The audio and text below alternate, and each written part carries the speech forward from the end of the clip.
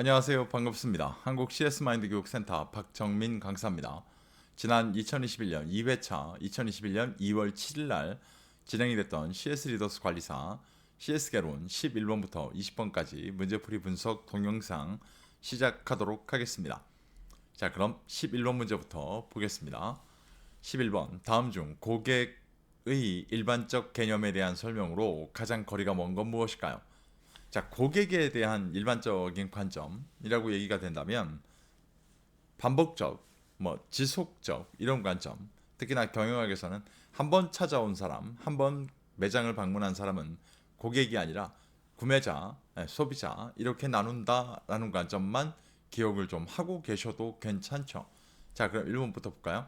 1번, 여러 번의 구매와 상호작용을 통해 형성됩니다. 자, 여러 번 맞는 얘기죠. 2번, 반복 구매 또는 접촉이 없는 사람이라 할지라도 고객의 의미가 부여됩니다.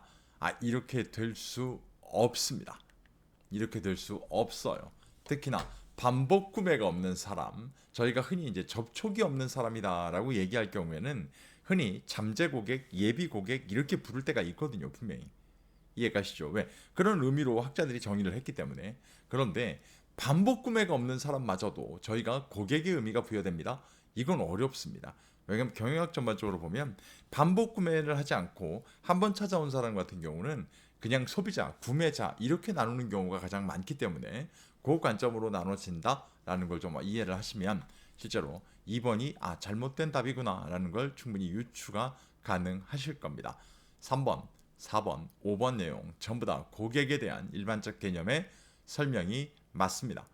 이 관점으로 한번 판단해 보시면 충분히 대비가 가능하실 것 같고요. 잊혀질만 하면 출제가 되죠. 이 문제와 더불어 고객의 정의 중에 저희가 흔히 충성도 사다리 모델이라는 것도 있어요. 2019년도까지는 또 죽어라고 잘 나오다가 2020년도부터는 또 잠깐 멈칫하고 있는 문제 유형이 있습니다. 그것도 한번 참고해서 한번 보시는 것도 도움이 되실 것 같습니다. 다음 문제를 보겠습니다. 갑작스럽게 이런 문제가 나와서 1990년대 초 일본의 경제 불황으로 인해 정상적인 직장이 아니라 키워드가 나옵니다. 아르바이트 또는 파트타임. 자, 아르바이트, 파트타임 등을 생계 수단으로 삼아 생활하는 계층을 일컫는 용어가 뭡니까? 아르바이트 또는 파트타임. 실제로 이 사람들은 목표하는 돈이 100만 원입니다. 현재 100만 원이 있어야겠어요. 그럼 100만 원이 생길 때까지만 일을 하는 사람들이죠. 이 사람들 저희가 뭐라 부르냐? 프리터족이라고 부르게 됩니다. 이해가시죠? 오팔족 그럴 경우에는 적극적이고 활동적으로 사는 노인들을 일컫는 용어가 됩니다. 오팔족. 옆에 있는 애플족. 저희 아이폰 써요. 맥북 써요. 아이패드 써요. 이거 아니고요. 액티브, 피스, 프라이드, 럭셔리, 이코노미의 이니셜을 따서 만든 용어고요. 활동적이며 자신의 삶에 자부심을 갖고 안정적으로 고급 문화를 즐길 수 있는 경제력을 갖춘 노인층을 애플족이라 부릅니다. 네, 저도 더 나이 먹으면 애플족이 되길 바랍니다. 4번 듀크족입니다. 아시겠지만 dual employee with kids죠. kid, with kids. 네, 아이가 있는 맞벌이 부부를 의미합니다. 네, 그러면 아이가 없는 맞벌이 부부를 저희가 딩크족이라고 불러요. 히키코모리, 병적으로 뭐랄까요, 혼자 사회생활에 적응하지 못하는 제일 중요한 것 중에 하나가 이제 병적인 현상이다라고 언급을 합니다. 가깝지만 먼 지금은 꼴보기 싫은 일본 같은 경우가 이 히키코모리 문제로 굉장히 골머리를 앓고 있기도 하죠. 실제로 보면. 근데 이제 사람들이 일본 문화가 한국으로도 다 흡수돼서 다시 다 돌아올 거야라고 하다 보니까 이런 문제는 좀 없애버릴 필요가 있는 것 같습니다. 방지가 돼야겠죠. 없애버릴 수는 없을 테니까. 자, 프리터족 기억 좀 하시면 될 것 같고요. 다음 문제. 고객 행동의 영향 요인 중 문화의 특성과 가장 거리가 먼 거. 자, 문화의 특성입니다. 라고 문제가 나오게 되면 일단 저희가 좀 암기가 돼 있으셔야 돼요. 규범성과 연대성이라는 게 있고요. 연대성. 학습성이라는 게 있고 공유성이 있고요. 만족성이라는 게 있고 지속성과 동태성이라는 게 있어요. 이해가세요? 자, 이러다 보니까 규범성과 연대성이라고 하면 외부 사회 집단에 의한 압력에 연대성을 갖게 된다는 거야. 흔히 보시면 뭐 있을까요? 요 근래 노제팬 같은 경우요. 이해가시죠? 특히나 우리나라 학습성 같은 경우는 절대로 이 대한민국에서 태어난다 그래가지고요 본능적으로 타고 태어나는 건 아니에요. 학습을 통해서 알게 돼 있어요. 기본적으로 봤을 때 문화는 공유성, 대다수 구성원한테 다 공유되고 있는 것 중에 한 가지죠. 만족성, 기본적 욕구뿐만 아니고요. 고객으로서 욕구뿐만 아니라 기본적, 흔히 저희가 이제 생리적이라 부르는데 이 측면도 고려돼야 돼라고 얘기하는 게 만족성이죠. 그다음에 지속성과 동태성, 다음 세대로 계승되기를 바라잖아요. 사람들이 전부 다. 이해가시죠? 자, 이렇게 따지게 되면 해당하지 않는 거 5번 정태성이라고 하는 거죠. 정태성. 이해가시죠? 정태성이라고 하는 것도 잘 보시면은요. 얘도 움직이긴 움직여요. 그런데 거의 그 자리에 있는 것처럼 보인다는 거예요. 너무 미세하게 움직이기 때문에. 이해가시죠? 그래서 정태성이란 말이 맞지가 않아요. 실제로 보게 되면. 자, 이렇게 구별하시면 됩니다. 보기에 나와 있는 워딩이 조금은 암기하지 않으셨다면 어려울 수 있는 문제 유형 중에 한 가지였습니다. 다음 문제. 다음 보기의 내용 중 기업 및 제품 선택에 영향을 미치는 위험의 유형을 찾아 모두 선택한 거 뭘까요? 자, 위험의 유형입니다. 라고 하면 저희가 알고 있는 거 뭐 기본서에서 6가지 정도를 지금 보고 계시거든요. 그 중에 대표적인 게 성능 위험, 흔히 저희가 이제 기대한 만큼 능력, 성능을 발휘하지 못할 때 저희가 성능 위험, 재무적 위험, 저희가 금전적 손실, 실제로 돈 손해 보는 거 요즘 안 그래도 주식이 하락장이라서 신체적 위험, 해를 입을 가능성이라고 저희가 부르죠. 심리적 위험, 자아 이미지에 부정적 영향을 미칠 수 있는 위험, 사회적 위험, 부정적으로 평가받을 위험, 자, 시간 상실 위험, 상품의 반품 및 수리를 받을 수 없는 정도, 이런 시간 상실 위험 이렇게 불러요. 그럼 심리적 위험 들어가 있나요? 있죠. 2번 사회적 위험 있어요? 있죠. 재무적 위험 있어요. 재무적 위험도. 기대 반영의 위험 이런 거 없죠.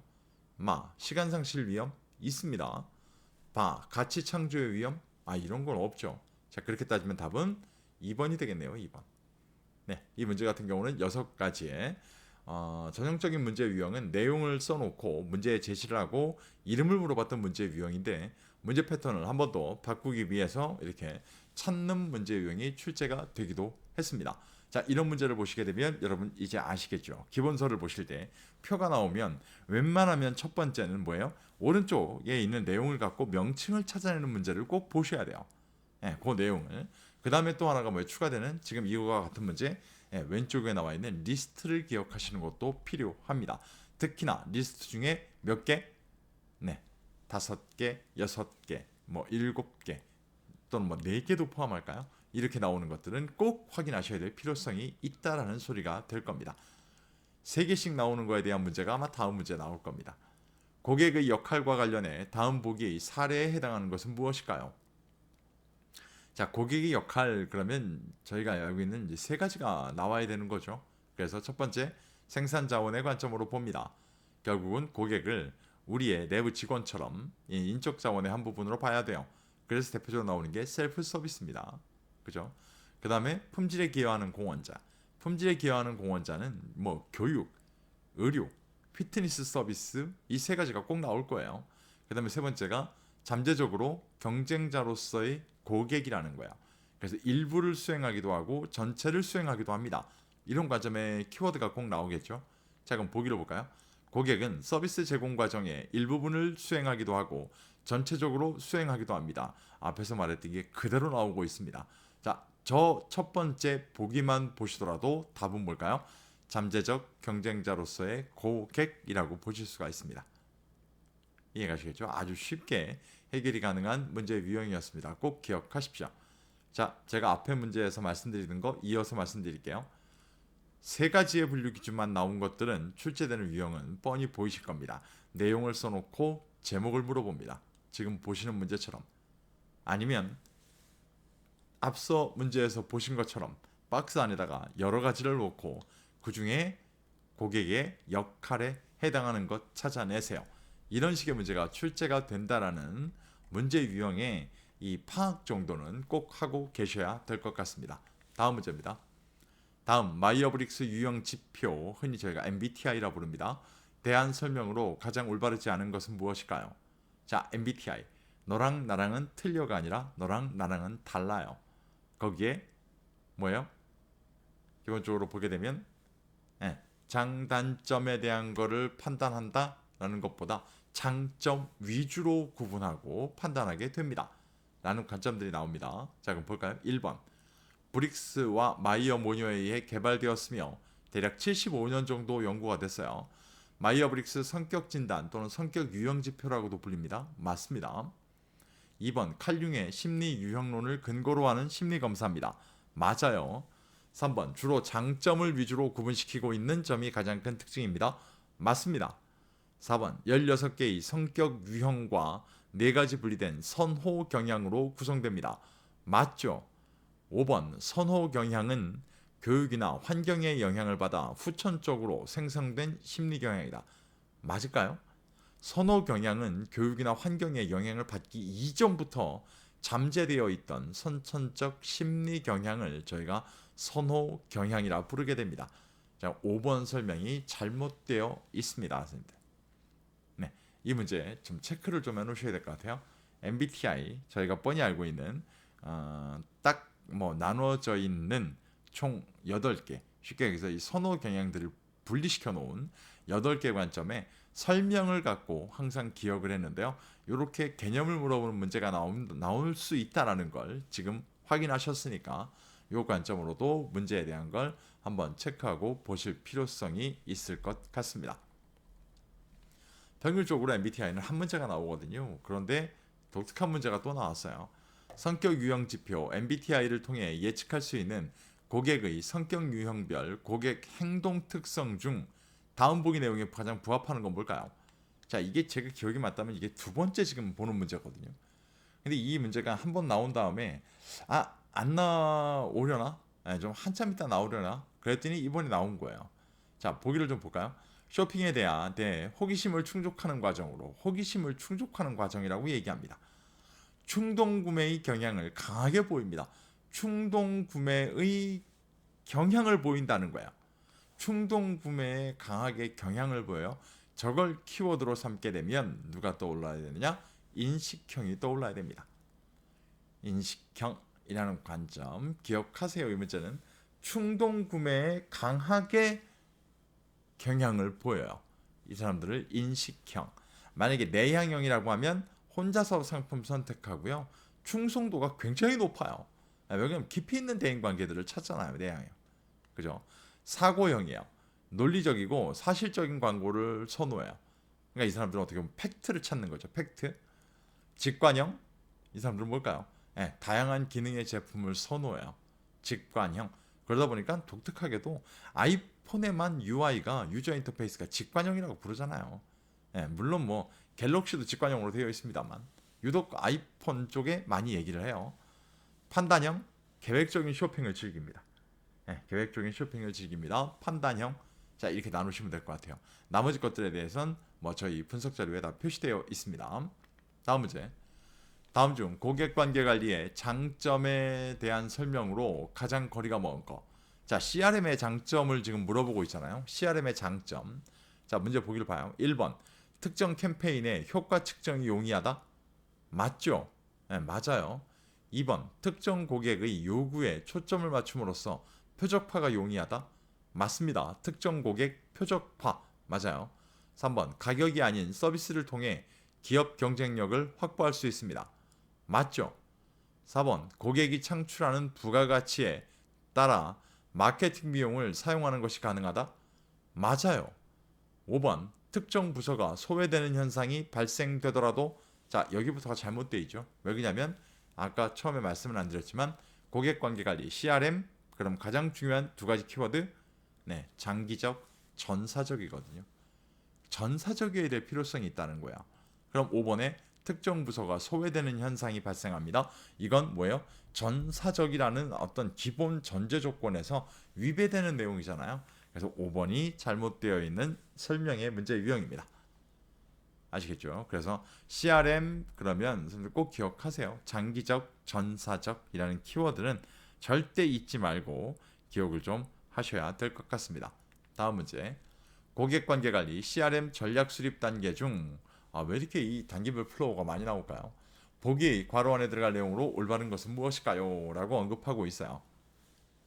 자, 이걸 저희가 설명을 드릴 때 잘 보세요. CRM 그러면 개인이 뭐 한다라는 관점을 볼 수도 있겠지만 일단 기업이 해야 돼요. 왜냐하면 그 첫 번째 이유 중에 하나가 일단 인프라 구축이거든요. 예, 이해가시죠? 그러니까 데이터 정제라든가 이런 걸 위한 뭐 OLAP의 과정도 필요하고요. 그다음에 데이터 웨어하우스, 데이터 마이닝 이런 과정들이 다 필요하기 때문에 자 그러면 기업이 할 거예요. 그럼 잘 보세요. 고객 앞에 있는 사람이다라고 하면 항상 뭐예요?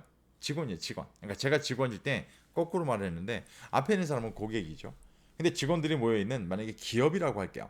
기업이면 앞에 고객들이 모여 있는 곳을 뭐라 부를까요? 저희가 시장이라 불러요. 그래서 첫 번째 단계가 환경 분석이에요. 불특정 대다수를 대상으로 하는 거죠. 환경 분석. 자, 그럼 이걸 분석을 한 다음에 한 걸음 들어갈 거예요. 왜? 고객 분석을 하러 들어가야 되니까요. 이때부터는 어떤 의미가 될까요? 네, 이때부터는 특정 고객이 한 사람 한 사람이 우리 기업 앞에 쓰겠다는 소리예요. 이해가시죠? 그래서 뭐가 된다?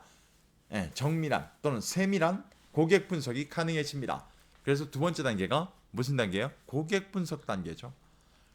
그 다음에 그렇게 분석이 됐으면 이제 옆으로 다가가야겠어요. CRM 전략 방향 설정 단계. 다가갔으면 우리를 쳐다보게 만들어야 되잖아요. 그죠? 이때 먼저 줘서 쳐다보게 만들까? 구매한 다음에 쌓아주면서 포인트를 쌓아주면서 마일리지 형태로 뭔가 우리한테 관심을 갖게 만들까? 실제로 뭘 줄까에 대한 왓에 대한 관점이에요. 이런 걸 저희가 고객에 대한 마케팅 오퍼라고 부르죠. 마케팅 오퍼 제한 결정이에요. 간단하게. 그러면 그때 기왕 줄 거면 어떻게 줍시다? 맞춰줍시다. 이 사람한테 맞춰줍시다. 개인화 설계죠. 자, 이래놓고 마지막에 앞선 네 번째 단계에서 what, 무엇을 줄까가 나왔잖아요. 그럼 이제 여섯 번째 단계는 뭐야? 어떻게 줄까요? 어떻게 줄까? 그래서 나오는 게 대화 설계죠. 한참을 설명드렸는데 이렇게 따지면 두 번째 단계는 무슨 분석? 고객 분석입니다. 꼭 기억하십시오. 이 단계별 플로우는 어떻게 변화돼서 나온다고 할지라도 결국은 순서를 물어보는 건 변하지 않습니다. 꼭 기억하셔야 됩니다. 자, 이번 영상 마지막 문제입니다. CRM, 고객관계관리, 목적을 달성하기 위한 활동 중 고객 단가 증대와 가장 연관성이 높은 거. 자, 여기에선 이 목적 달성을 위한 활동에는 세 가지가 나와요. 고객 수 증대, 그 다음에 단가 증대, 빈도 증대 이렇게 세 가지가 나오는데 아시겠지만 전형적인 문제 스타일은 고객 수 증대예요. 쉽게 해서 고객을 뭐랄까요? 범위를 넓히겠다. 저희가 좀 확장된 설명을 드리면 시장 점유율을 확대하겠다는 거잖아요. 그죠? 그래서 첫 번째, 외부 업체와 제휴, 이벤트, 기존 고객 추천을 통한 신규 고객 확보. 저희가 이걸 이제 멤버스 겟 멤버스라 불러요. MGM 방식이라고 부르죠. 자, 이렇게 추천을 할 거면 기존 고객이 있어야죠. 우리 기업에. 기존 고객 유지 활동. 자, 이렇게 네 가지다 보니까 고객 수 증대가 가장 많이 출제가 되거든요. 그 다음에 나오는 게 단가 증대예요. 근데 단가 증대는 솔직히 말해서 여러분들이 알고 계시잖아요. 네, 크로스셀링, 교차 판매, 네, 접목이라는 키워드가 나올 거고요. 업셀링, 추가 판매, 이건 업그레이드라는 키워드가 나올 거고요. 세 번째, 재판매, 리텐션, 이건 고객 유지라고 해서 고객 이탈을 방지합니다라는 관점이잖아요. 그죠? 그리고 빈도 증대는 사용 방법의 다양화예요. 자, 그럼 이 중에 연관성이 가장 높은 거 뭘까요?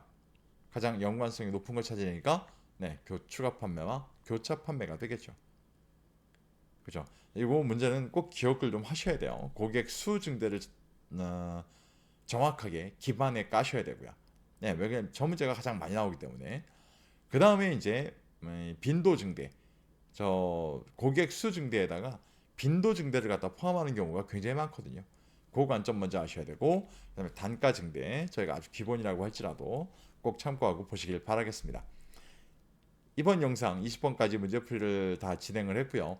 이 영상만으로 나는 충분히 시험 대비에 준비가 가능하겠다라고 생각하신다면 저희도 감사한 일입니다. 근데 만약에 이거 말고 나는 추가적인 분석 자료가 더 필요하겠다라고 생각하시면 자, 저희 거 홍보 좀 하겠습니다. 다시 한번 오른쪽에 있는 상단에 있는 화면이 저희 네이버 카페 메인 화면입니다.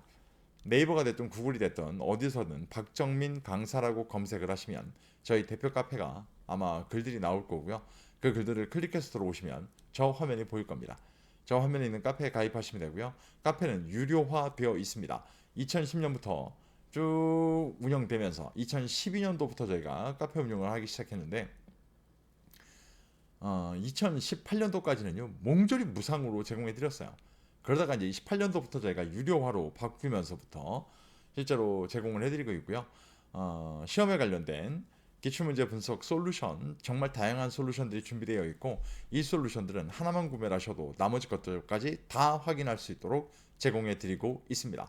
아래 보시는 저 세 권이 2021년도에 저희가 이북 형태로 다 출판 등록을 해서 전부 다 출판이 되어 있고 지금 현재 온라인 서점에서 판매가 되고 있습니다.